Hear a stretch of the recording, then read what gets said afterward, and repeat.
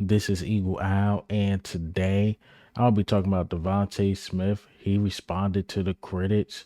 Also, of course, I got to give an OTAs recap. Also, Devonte Smith talks about motion in the offense, and he says something interesting and actually threw a shot at last year's coaching staff. And lastly, CJ Garner Johnson fielding punts. It could have been something, possibly nothing, but let's get straight into it. All right, man, let's just hop straight into the topics. Let's talk about Devonte Smith. Yes, Devonte Smith responded to the critics about his money, and this is what he had to say. You can't be counting the pockets of others. I'm where I want to be. This is where I wanted to be. And, at the end of the day, it was still life changing for me. Those guys that have got their deals, they deserve it. Great players and great people. Just stop pocket watching the man. Stop pocket watching the man. Look, we talking about a guy that's getting paid $25 million a year. He's in a 1%, 1%, 1%. He's good for life. Long as he manages money right, he investing and living a modest life, not going too crazy. He will be fine. He will have money to set for his grandchildren's grandchildren's. So Devontae Smith will be fine. Now, like Joe Banner and all these dudes talking about he should fire his agent, this and that. You gotta remember, and I was listening to Philly Mike video. He got paid around where Amon St. Brown and those guys got paid.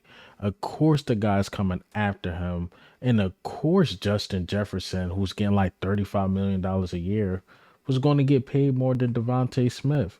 I brought this up in my last video. Vikings is in a totally different situation.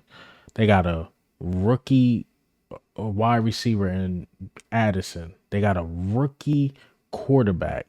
They got a young running back. Nobody's really getting paid there besides Justin Jefferson. Now, if the quarterback don't work out, yeah, Justin Jefferson basically got them handicapped. But if they quarterback work out, they will be fine. Justin Jefferson, basically his contract will be up or they can restructure it. Again, Vikings is in a totally different situation as than the Eagles. Then you gotta look at the Eagles. The quarterback's paid, both of your wide receivers paid, your O line is basically paid. Then you added guys like CJ Garner Johnson and stuff like that who are paid, Bryce Huff. So we in a totally different situation. Again, how much money did you think Devontae Smith was going to get? 28, 29 million?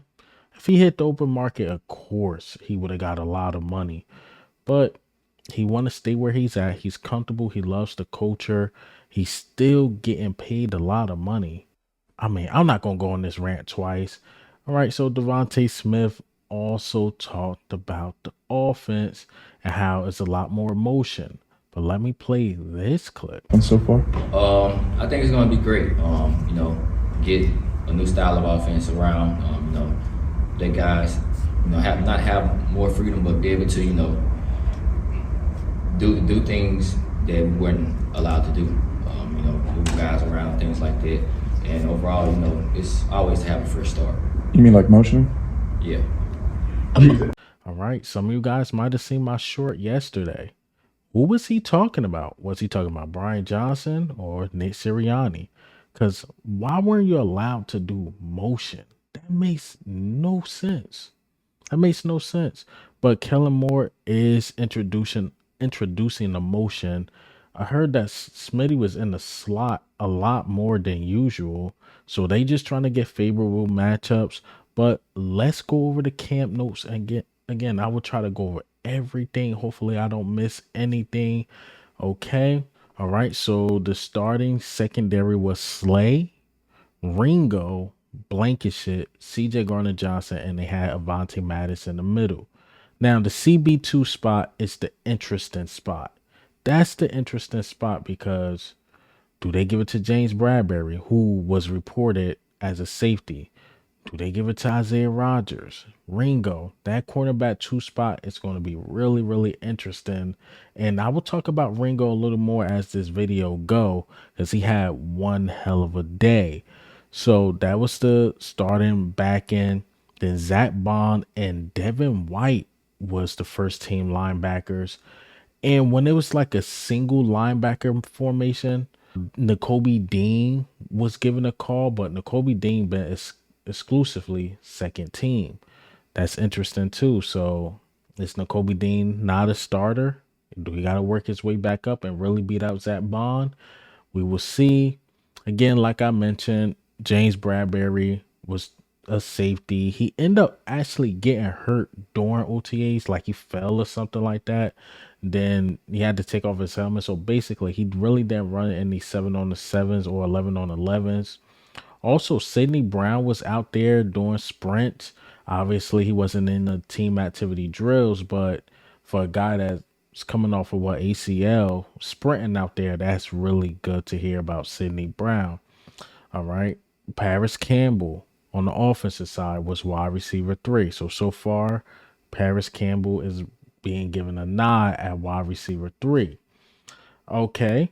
So let's get right into it. Jalen Hurts threw an interception, threw a pick. It was tipped by Reed Blankenship, and Devin White picked it off. So they was trying to get over the middle. Jalen Hurts tried to hit Devonte Smith. Reed Blankenship make a great play, and Devin White finish it off. That's really good to hear that they're not being exploited over the middle, because our defense was just totally getting punished in the middle. And it's good that the offensive side is trying to work the middle, because on the offensive side, we wasn't really working the middle. Hell, we could have really dominated teams over the middle, but for some reason we wanted them big plays on the outside and became very predictable. So it's good to hear that. And Jalen Hurts throwing the pick. I know it's been like the past 3 open OTAs and mini camps and stuff like that. Jalen Hurts been throwing picks. But according to Elliott Short Parts, Jalen Hurts had a solid day. He was 12 of 16. AJ Brown had a hell of a day. Devonte Smith had a hell of a day.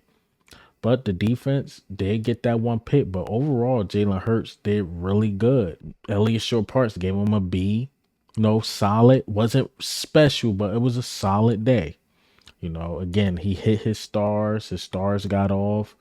Hell, AJ Brown here, he was going off. It was times where Ringo was draped on AJ Brown, but AJ Brown just simply outmuscled him. It's AJ Brown, man.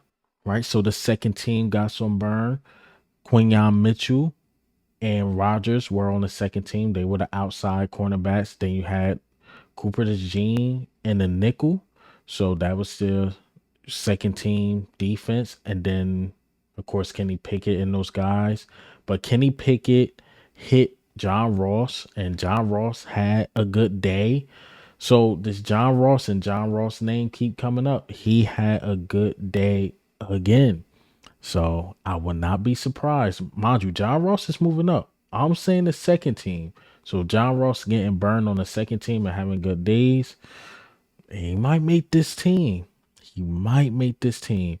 And again, the linebacker chart. So it went N'Kobe Dean and Ben Summerant is the second team. First team was Devin White, of course, and Zach Bond. And then the third team was Trotter Jr. and Brandon Smith. So that's your linebacker room so far.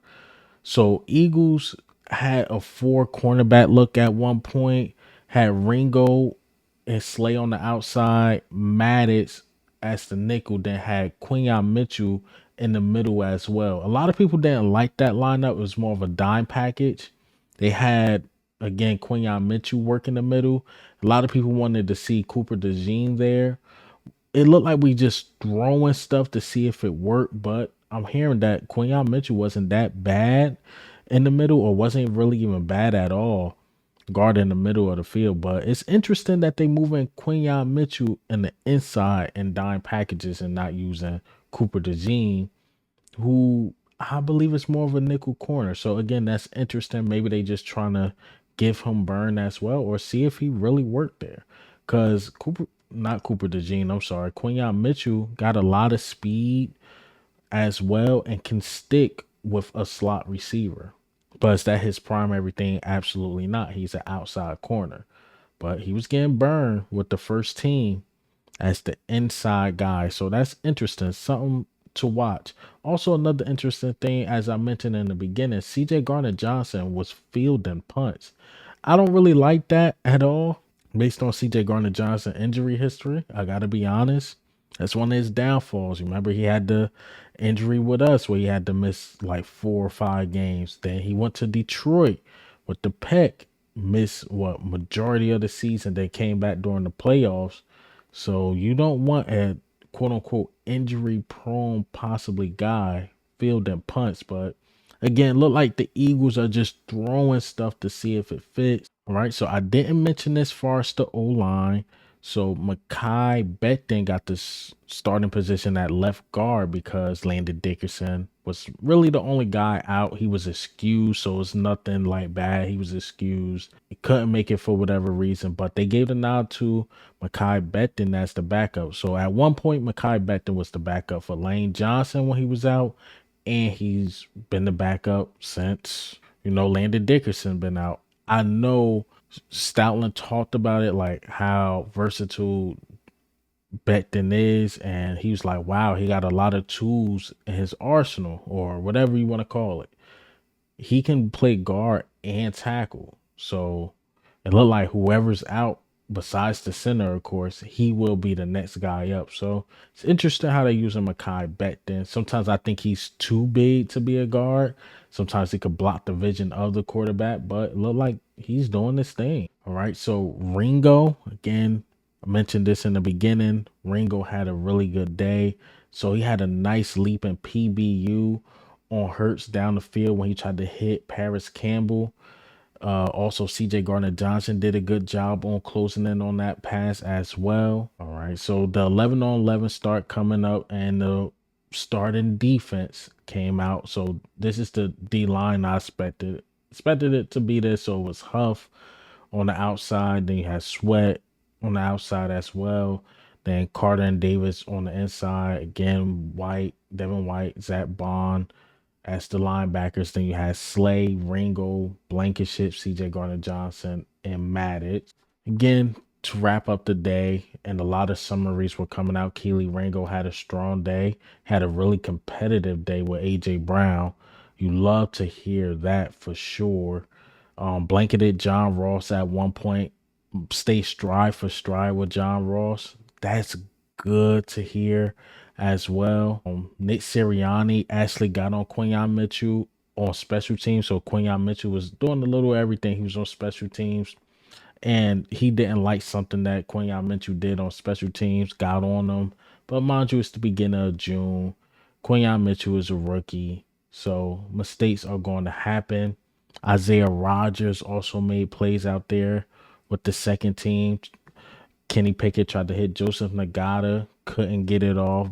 Isaiah Rogers continues to make plays out there.